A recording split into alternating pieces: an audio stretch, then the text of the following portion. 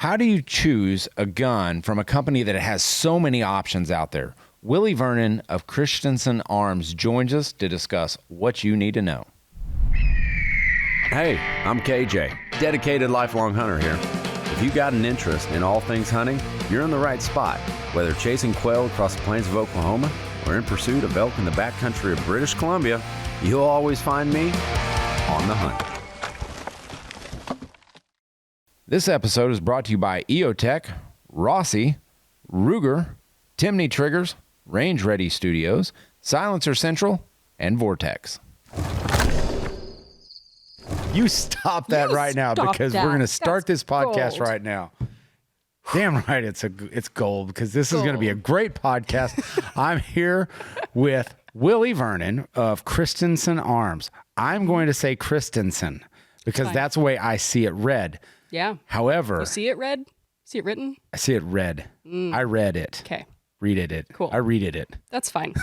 Can we say that? Or, sure. We're amongst friends here, right? We are. This is a no judgment zone. All right. No judgment zone. This is Gun Talk Hunt. And we're already off the rails. All right. Let's end this debate right now, right here. Christensen Arms. Yes. Out of Gunnison, Utah. Mm-hmm. You're not there, but you're somewhere else. It's true. I won't hold that against you, but you're in a great state. It's Texas, man. It's Texas. Still in the U.S. It's the most U.S. of the U.S., Texas would argue. Well, it depends on what part you're in. Because if you're in Austin, that place is a freak show. And I'm sorry for any listeners in Austin. North Texas. I'm sorry. No, yes, you're in North Texas. All right. Christensen Arms. Yes. How do you pronounce it? Okay. So, fiery debate, even within the company. So. Wait. Hold on. Within the company. So, I should really say myself. So, I am an over-pronunciator. And I, too, say Christensen Arms because if you're trying to get somebody to spell the name, they spell it wrong if you say Christensen. Right. So I tend to overpronounce Christensen. However, the family that the company is named after is Christensen. Oh, well, that ends the debate right there. So it's Christensen. If you're trying to get somebody to spell the name, could they not? You gotta say Christensen. Were they not good spellers? I mean, I can't speak to that, man. Because I'll tell you right now, like that's where my last name comes from. From being bad spellers? Yes. That's unique. Absolutely. Yeah, it really is. Like we used to be like back in the old like English days and stuff. It used to be Jarnagin. And so like we didn't have telephones or talk to text or anything. So like I come from a long line of bad spellers. So if you're reading any of my stuff and it's spelled incorrectly, you wrote it. Autocorrect didn't save you. Yeah, no, autocorrect never saves me. So but officially, it's like, Christensen Arms. It's Christensen. It's Christensen. Well, debate ended. Like you're welcome. But I did the same thing because I want to be like phonetically. It looks like Christensen. It does look like Christensen. And sometimes if you want somebody to spell your email address, you overpronounce Christensen. But it is Christensen Arms. Well, we have to change. AJ's not happy. You really do realize that we have to change the way we talk now. We do. Yeah. So are you willing we have to to do adapt. that? I am willing. All right. So you can never over-pronunciate. No. Even when I'm spelling my email address. It's going to cause some misdelivered emails. It's not going to work. But maybe we'll roll with it. Oh, maybe that's a good thing. Because then if filter. you don't want someone to really email you, I don't do you that. over-pronunciate. I don't Yes, do it's that. Christensen. Mm-hmm. Christensen. Yeah, that's what I said. This is a deep rabbit hole, man. And then we'll never. We are like, they're like, you guys are way too into this topic right now. What are we talking about with Christensen? I'm going to have a hard time saying it now. Christensen. So, it's Christensen. Yes. So you guys are out here actually filming Guns and Gear segment that's launching pretty soon. Yeah. Shooting the MPR rimfire and the MCR. That's right. I won't lie to you. Like I love 22s, not as much as Chris Sereno does. I'm more of the long range, like hunting type. Mm-hmm. Like that's kind of where my I wouldn't even call it specialty. That's where I find my love, my passion. Yeah. The MCR is a beautiful gun. I love it. Is that your, if you had to pick a favorite child, which child would you select? You can't say your own, but I'm talking about take my own offspring out of this. You don't get to select your offspring. I'm sorry, Amelia. The MCR, I mean, it genuinely is. And it's for a myriad of reasons. I have a personal connection with that because that started development after I came on with the company. So I got to be involved through the entire development process.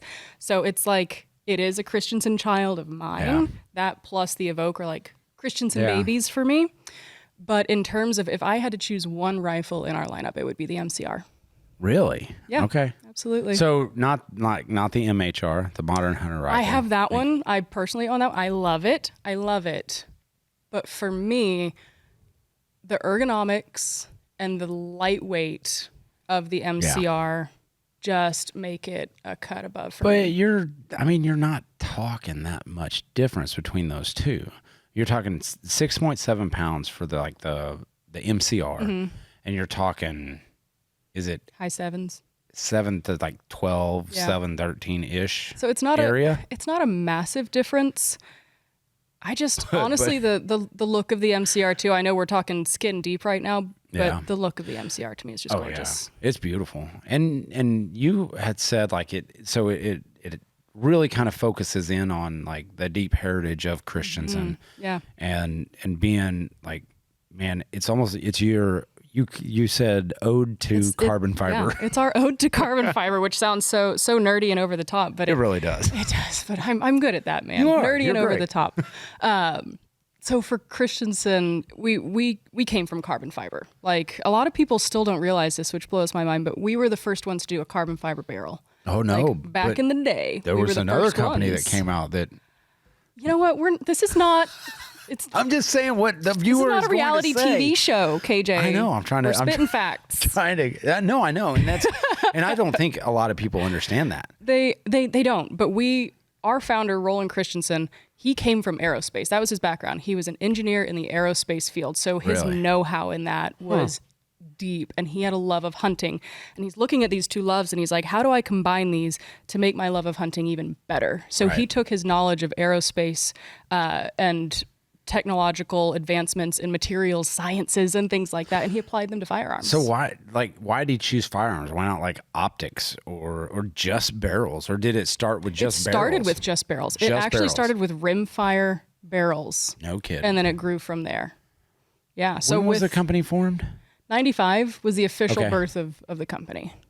Wow. He started a few years before that tinkering. It's a true like American dream story. It was a garage in Fayette, Utah, and he started from nothing, and he chose that spot because they loved the town so much. He could have taken it somewhere else, and he wanted to build a place for more jobs in that community. That's and cool. we have about 175 people that work there now, and it's phenomenal. Y'all, I see 175 people for that area is a massive boost to the economy. Yeah. But in nowadays, like it seems like Christensen is way bigger than 185 people.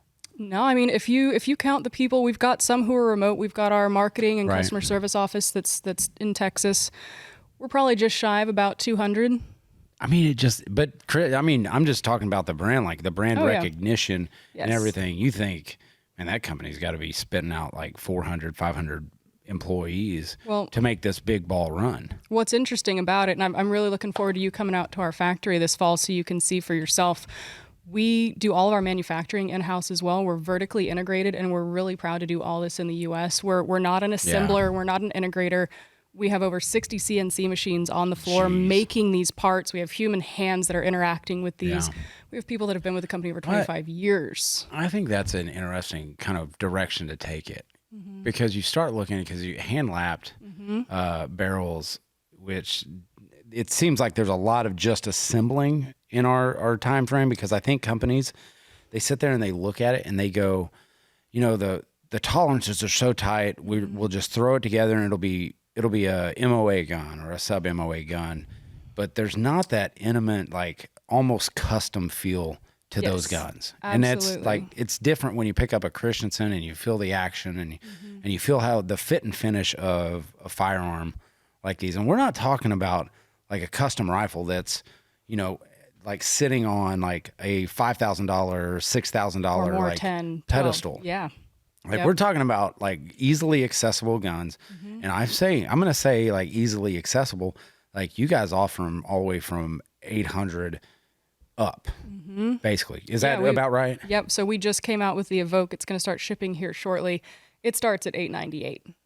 So we have made it That's accessible. ridiculous for Christensen. It is, and I love that really I love that you brought that point up though, because it is something that we're really proud of. You essentially get the quality of a custom rifle, or excuse me, a custom rifle at a production cost, but it's still like it's not just production. There is that finesse, and there's still that artistry in every gun that we produce, and it's a beautiful thing. It's so the folks listening to this, like, if you put your hands, like, there's a different feel when you put your hands on production as opposed to like a custom gun. Yeah. You notice it immediately when you hold it in your hands. Yep. When you run the action, when you press the trigger, when you feel the gun fit in your hands.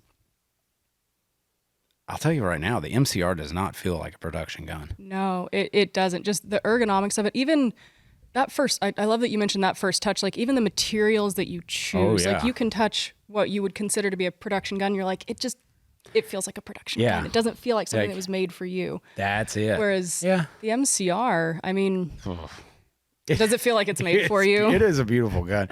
Like, and I was like last year's SHOT Show, so not this past SHOT Show, but the year before, like you guys had just launched the MHR.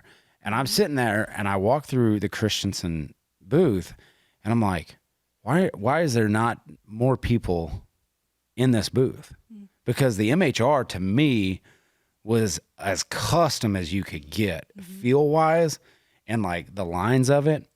Did you have any work on that?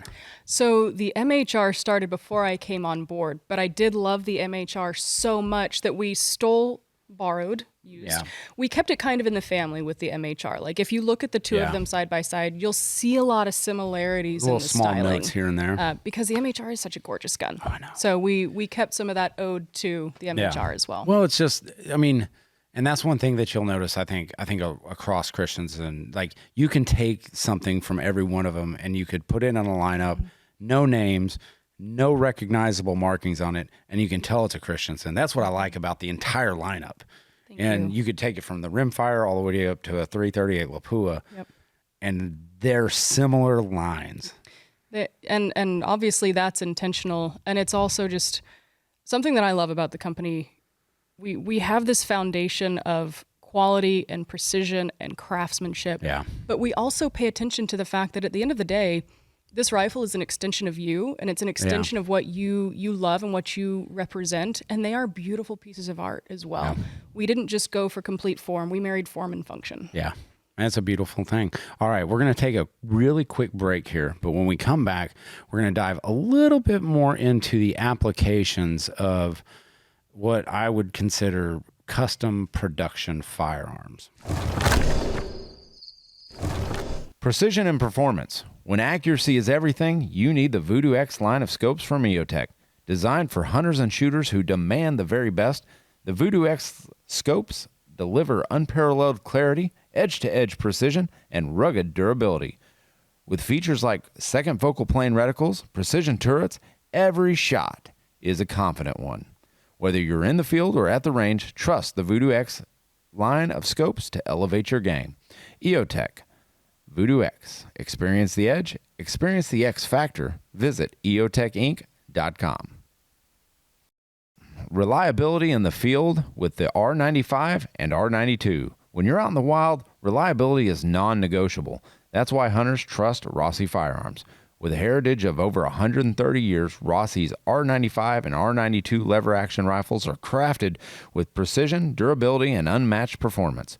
Whether you need a robust power of the R95 or the classic design of the R92, Rossi has the perfect rifle for every hunter. Experience the reliability and accuracy of Rossi's R95 and R92 lever-action rifles. Bring to every hunt. Visit RossiUSA.com and gear up for your next adventure. Unmatched precision with the Ruger American Gen 2. In the heart of the wilderness, precision matters. Ruger introduces the American Gen 2 rifle. Designed for hunters who demand excellence, the Ruger American Gen 2 offers enhanced accuracy, smooth bolt action, and durable design. It's the perfect companion for any hunting expedition, providing reliable performance every time you pull the trigger. Trust the Ruger American Gen 2 to deliver when it counts. Visit Ruger.com to learn more and find your next hunting rifle. It's time to prepare for the shot of a lifetime. Whether you're a seasoned hunter or new to the sport, preparation is key. I preach it all the time. At Range Ready Studios, we offer the training you need to make that shot of a lifetime. Chris Serino is on staff, and he has a host of instructors on hand to provide personalized trainings in state-of-the-art facilities and practical exercises that build your confidence and skills. From precision marksmanship to quick target acquisition, we've got you covered. Don't leave your success to chance. Visit rangereadystudios.com to learn more. All right, we're back with Willie Vernon of Christensen Arms, and I kind of led into like what's behind like a custom production, because these we talked about beforehand, like how they're a custom gun, but they're production. Like you guys are, but they don't feel that way. So what is the purpose behind a lot of these guns, and why should someone move into them? I will tell you one thing, that the MCR, I'll tell you why you should move into it. Because, like, seriously, this morning before Willie got here to film, we were filming some pickups for Guns and Gear. And if you watch the segment, like, you are going to see a natural reaction to a phenomenal group. I put one in a paster, an inch paster, as a cold bore shot, dead center of the paster. And my next 4 shots were...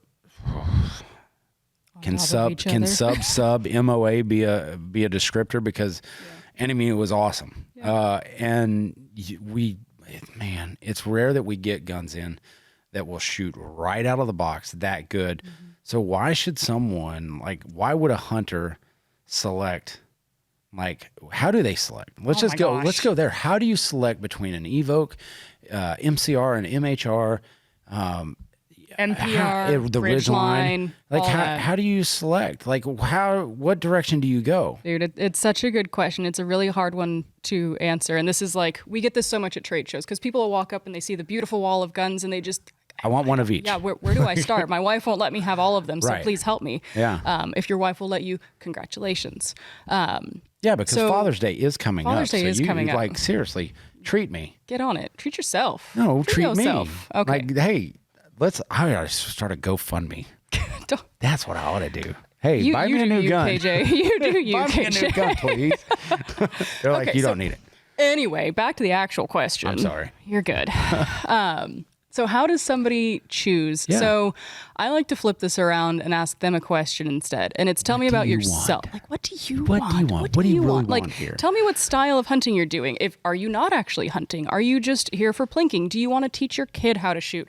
Are you an absolute like seasoned vet and you are chasing sheep at altitude? Like, help me understand what you need, and then I can start to point you in the direction of the right gun. So who are you? I'm all of them. I could have a use for. I could make you an excuse for every single gun in your lineup. I like that it went from a use to an excuse. Yes, I got more accurate. It is more accurate. I know. Okay. I don't lie. So I'll just talk you through some of them. Like why somebody would choose what. Okay, so walk me through an EOTECH. An EOTECH. Okay, I love the EOTECH. So Christensen Arms we've always historically played at the higher price points, which are attainable in relation to true custom guns, but for a lot of people, they're still not. They're still just a little bit too high on the price point. So we felt that everyone deserves to have that level of precision and that level of quality, and we didn't want to have that barrier to entry to our brand. Yeah. We wanted to give that level of quality to everyone. So with that, it is not a, quote, price point rifle. It is not a cheap rifle. It is not cheapened in any way. I actually had somebody come up to me at a trade show and say, what'd you give up to make this? That was going to be my next question. Like, so what sacrifices were made to keep the cost down? And I think sacrifices, honestly, is the wrong word here, because nothing was sacrificed on this gun at all. What we did, so you pay for lightweight and you pay for materials. So this is it's a polymer stock. Okay. So it's not a carbon fiber stock, and it's a steel barrel. So there's not really sacrifices there. There's changes in materials. Is it coated? Did you guys coat them in anything? We have a couple different things. So the metallics are Cerakoted. Yeah. The stocks themselves, it depends on the version. We've got 4 different variants. Yeah. One, the polymer itself is actually that green color. So even if you chip, if you scratch, if you do anything, like durability is there, you're not even going to notice. Yeah. The other three actually utilize a very durable hydrodip. Okay. And I know those two words can be kind of counterintuitive, but we've worked with a very skilled dipper on these. So the other three are hydrodipped. Awesome. Mm-hmm. Anyway, so for that EOTECH customer though, like this is the person where it suits the novice that wants to kind of get into it. What's the weight on those? That one starts roughly, at 7. I'm going to look off camera here. Something like that? 7, I believe it was. We don't have to be, I mean. Got like, it varies by an ounce or two based on the variant. So we'll say 7, and it could go up or down depending on if you're talking about the EOTECH Hunter or EOTECH Precision. Right. So here's what you do. Here's my excuse for this. Okay. This is my excuse for the EOTECH. Here's how I would sell it. This is a gun that you buy your 16-year-old son or daughter. Because what you want is you want to give them a taste of what can be achieved at a price point that they're going to get into, and they are going to be the top dog in their friend group. Like that's what I would do. I would agree, and I would say that is one use case. You're fidgeting. I'm fidgeting. I always fidget with ammo laying on a elk hide. Me too, man. Samesies.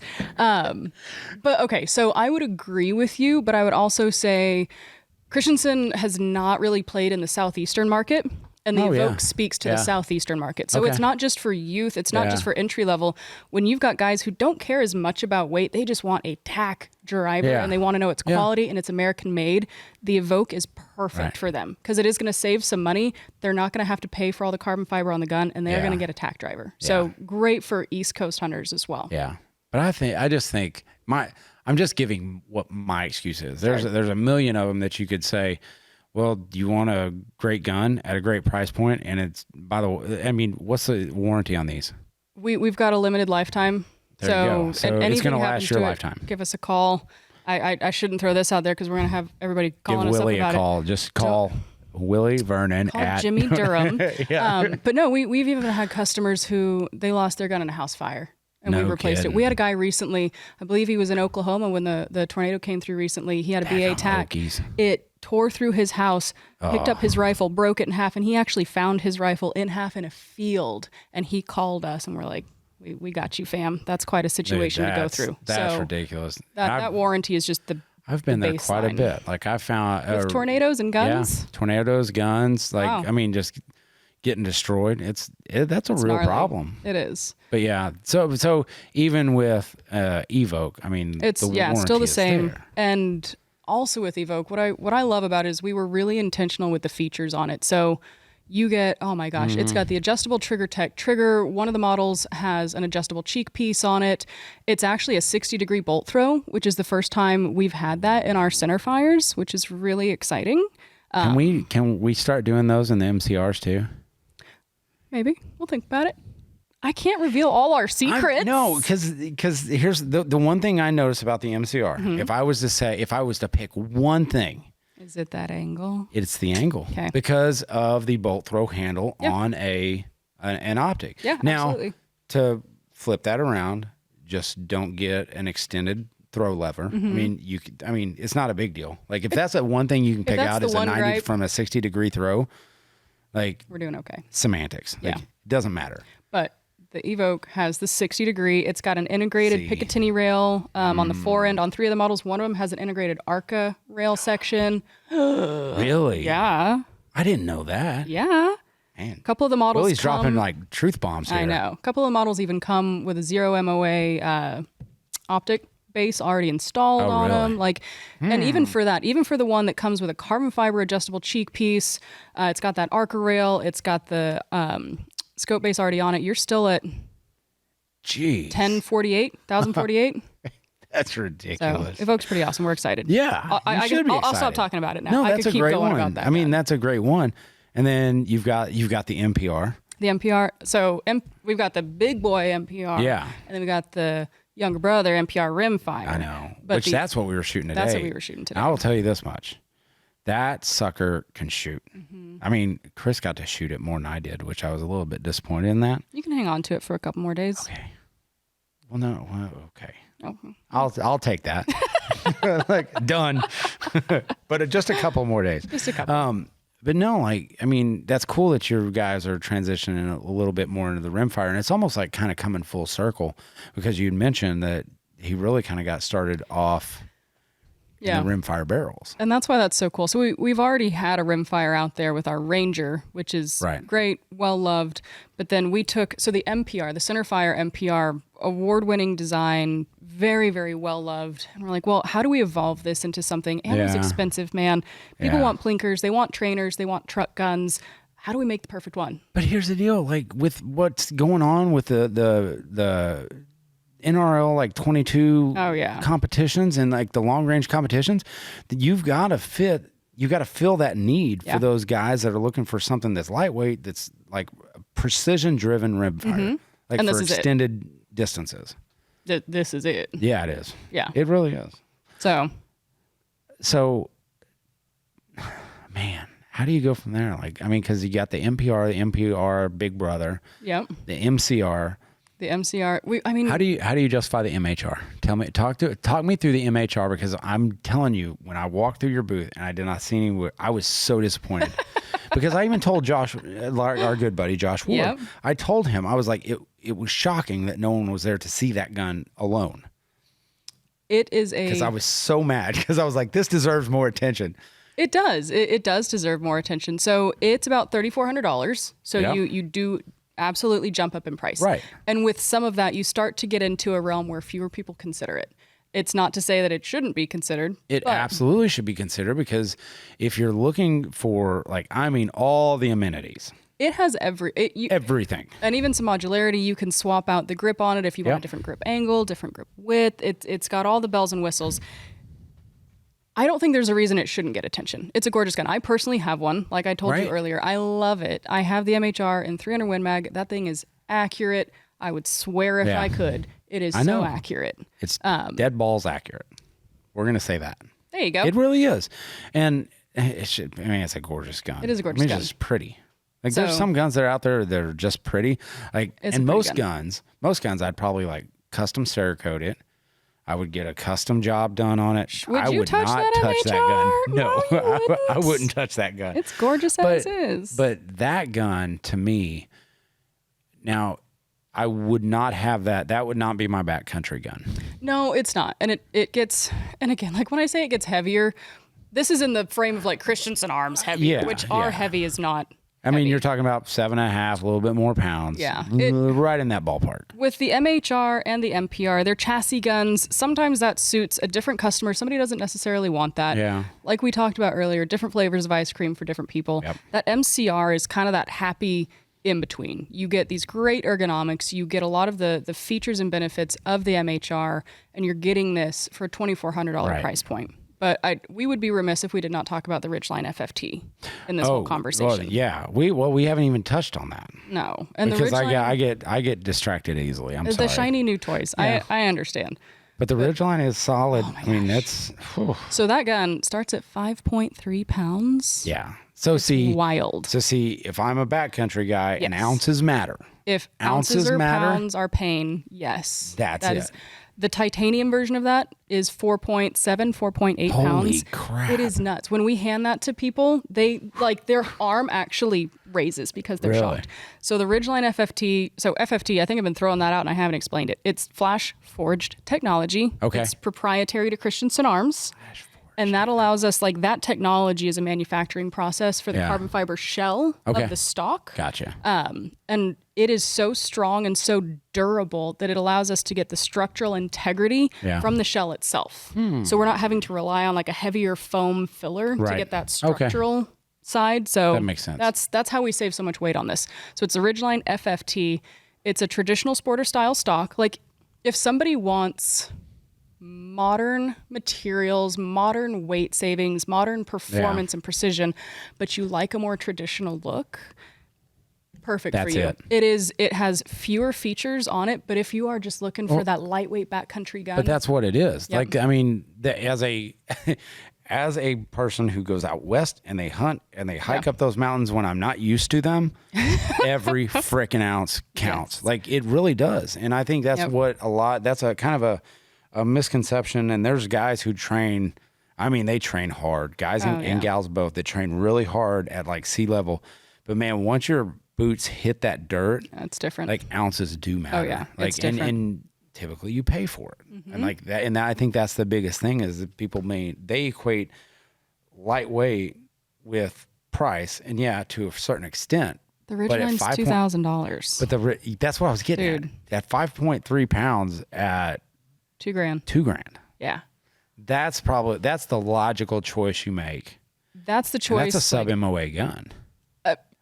Sub MOA is all we do, man. We do that, or we do sub half MOA. Like it's precision. Oh, y'all is call our it name. Sub half MOA? Yeah, if it's like like you were talking about earlier with that MCR. Yeah, basically. See, I was calling it sub MOA. Sub squared. Sub squared. Sub squared. That's a new thing. TM. Hashtag. You got that TM? Everybody got that? Yeah, they got that TM. So sub squared. One thing, you should do that. I should do that. We should do that. So one thing though, with how lightweight it is, the next follow-up question. It's going to kick really hard. Exactly. I knew it. So I personally have a Ridgeline FFT and 300 Win Mag. Yeah. And if I can do this, you can do it too. And Willie is tiny. She's tiny. So like she is. If she says she has a 300 Win Mag and it doesn't kick that much, just take her word for it. Take my word for it. You go like, okay, she can handle it. That side baffle brake is stellar. I have shot this with the brake on it, and then I've put my wonderful Silencer Co. Omega on it, and the recoil was far worse with the can on it. Really? Yes. I actually back switched. pressure?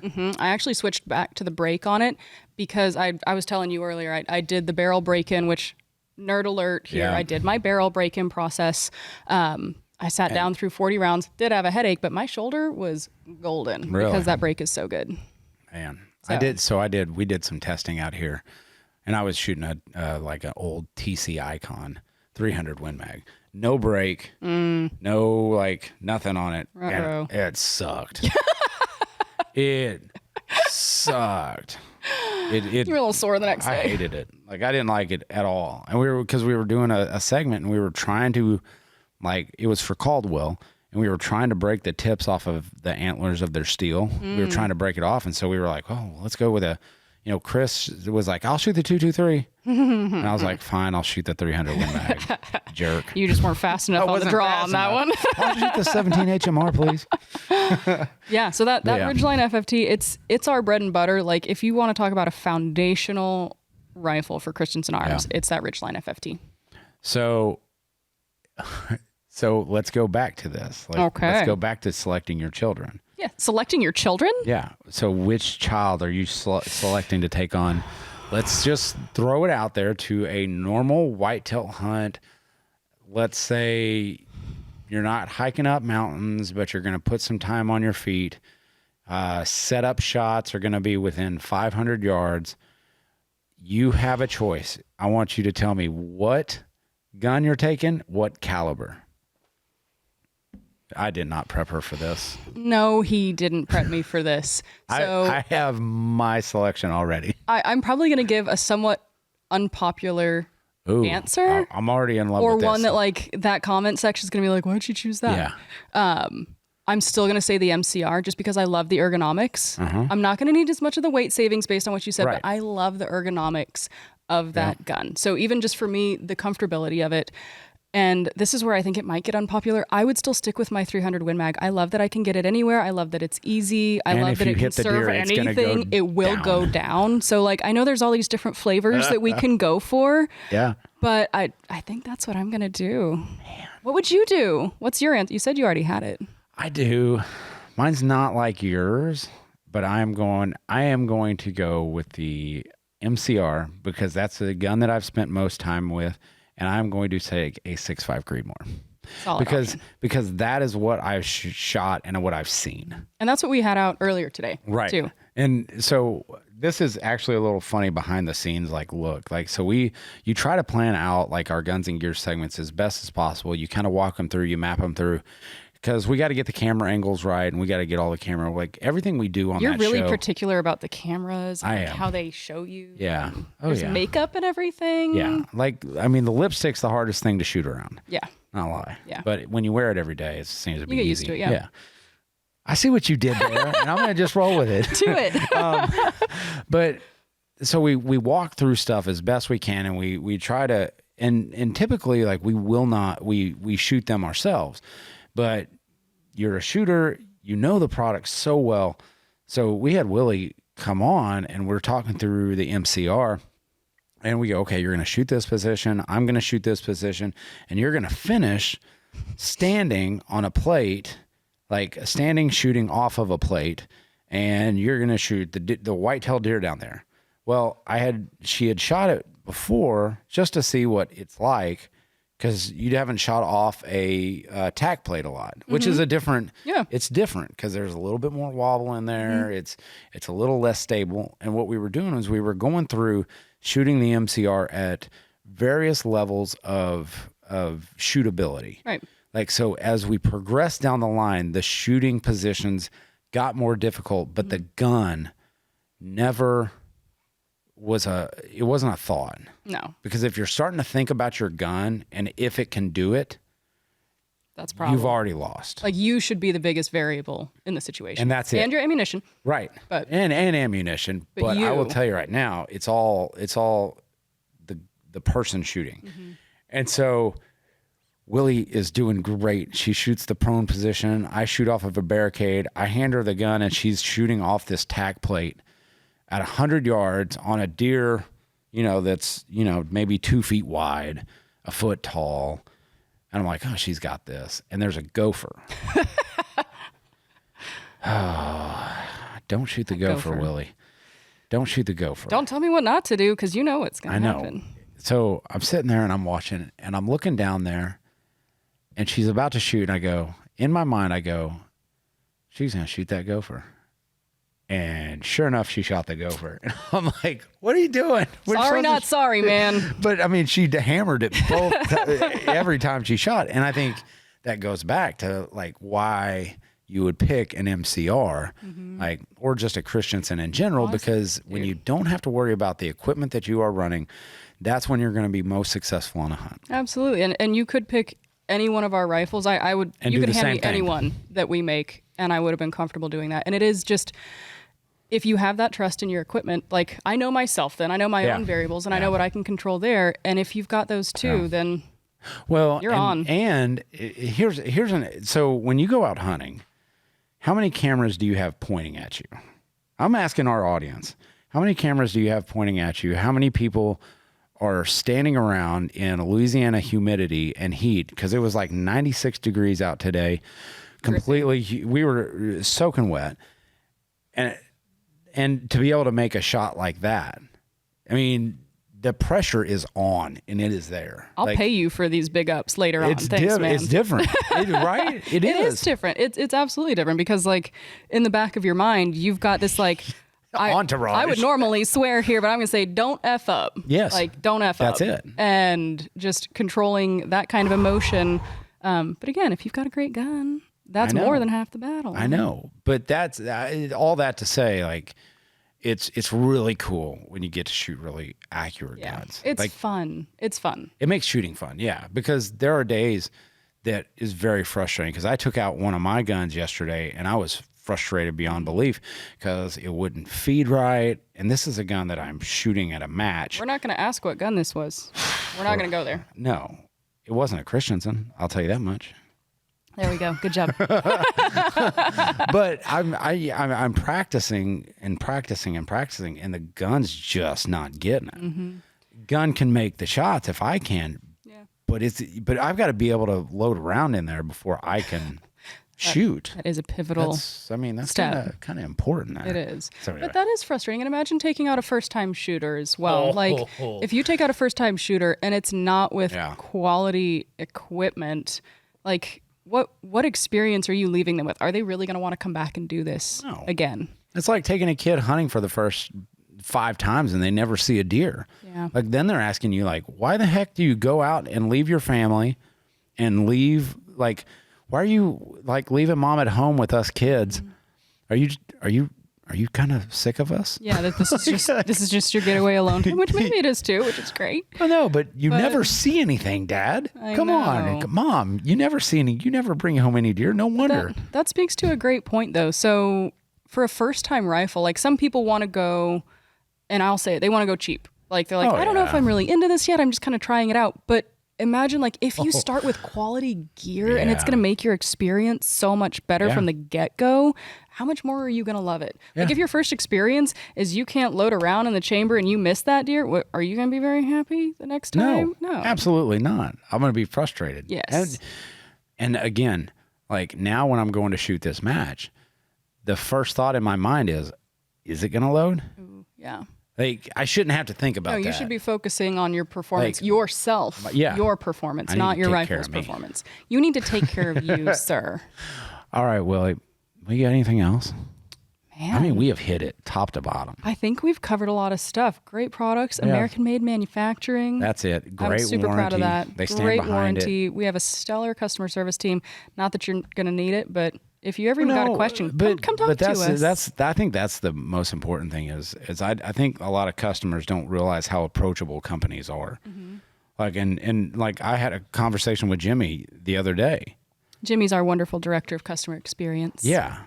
I like it that you call it customer experience rather than customer service. And that is his role because he's there to make sure our customers have a good experience. And for us, like we involve him in the product development process as well because he speaks for our customers because he and his team, they're the ones that interact with our customers on a day-to-day basis, on the phones, on email, everything. So when we're developing products, we want to know what are people saying? So we involve them for the full experience that our customers are getting. Yeah. I think we've covered so much, man. What's your favorite flavor of ice cream, KJ? Well, the MCR. That's your favorite flavor of ice cream? Well, I was trying to ask you if the MCR was a flavor of ice cream, what flavor would it be? Oh, you're just like crossing the streams right now. I don't know what's happening. Oh my gosh, what would it be? I would have to say it is like really amazing Godiva chocolate ice cream. Oh, so it's not chocolate. It's chocolate, but like not a normal chocolate. This is rich, like a high quality, rich chocolate. Because it's not something. It's not pistachio. It's not something kind of weird that's out there. It's not vanilla because it's not plain. It's chocolate because it's rich and like enjoyable and delicious. I would say, or maybe better than Godiva. I don't know. I should know. Can I say a specific place's ice cream? Because we've got this really good ice cream shop down here that has honeycomb. I would say it's a mixture between honeycomb and what's the other one I really like? I forget the one. But honeycomb ice cream sounds amazing. Because they put real bits of honeycomb in there. Should we go get some of that ice cream? We really should. Like it's really delicious. I'll take that though. Honeycomb ice cream. But I like because it's sweet, it's smooth, and there's a little extra in it. I cannot follow that up. Come on. That's perfect. All right. Pancakes or waffles? Waffles. Little syrup holders. Nice. Yes. I love that. Little syrup cups. That's perfect. All right. Crispy or floppy bacon? Crispy, man. Like nearly burned. Oh. Was that a wrong answer? Yes. Oh, well, at least floppy bacon. Who wants floppy bacon? You are canceled. If this guy. You like floppy bacon? Yes. No. 100%. Yes. I'm going to have to talk to Josh. This friendship might be on the rocks. It might be on the rocks, but man. Floppy? Who likes floppy? Oh, no. Yes. No. We got an off camera from Ryan. We got an off camera thumbs up for floppy bacon. We need to have a conversation. And you hired him. What did I do? That should be on your job interview process. All right. Here's a serious question. Crispy or floppy bacon? Yeah. Well, I'm the odd man out. I know, right? Odd person? Odd person. Odd, that is. But I will say this. If you're out at like an NRA show or you see Willie out, like you have to look at her nails. Okay, and I know I'm dragging this interview on, but like seriously, waffles, bacon, ice cream, nails. Well, yeah, I mean we're all over the map here. Waffles, nails. But she has the best nails And like I always thought she went and got them done, but she does them herself, which is actually more impressive. And every time I've seen her, they have never been the same twice. I mean, we got to keep it. That's impressive. Keep it spicy, man. I do normally. See, I do that with my hats. Well, my hats are all getting nasty now. I need a new badge. Do you have a secret pedicure right now that's really like? No. You got any flair going on? No? No, I don't. No. Well, maybe that's what we could do for you. It'd be like under the radar. Ugh. No, I can't do that. Maybe I got it. Like I can't do anything with my hair. But you do have like the flat brim KJ, yeah. like the flat brims. I know. I'm the flat brim guy. And it's funny because Ryan even mentioned it. I'm not wearing a flat brim because I've got to keep it normal sometimes because people hate the flat brim. But do you have to keep it normal? Sometimes I do. Sometimes it's just easier to throw on a floppy, like, old hat. To match the bacon that you like? Yes. Oh, I never thought about that. That's full circle. Full circle. I'm going to just hand over Gun Talk Hunt to Willie. She does such a good job. My name is Willie Vernon, new host of Gun Talk. Thank you. All right. I think we're done there. We have beaten a dead horse right now. We're just going to keep talking about food otherwise. No, because I'm getting hungry because we're going to a really good steakhouse tonight. So, and probably going to get some honeycomb ice cream. So, yeah, I think that might be first. Yeah. Oh, I like dessert before the main course. I like it. Yes. All right. Willie Vernon Christensen. That's right. Arms. That's how you pronounce it. As always, folks, keep those muzzles pointed in a safe direction and always be on the hunt.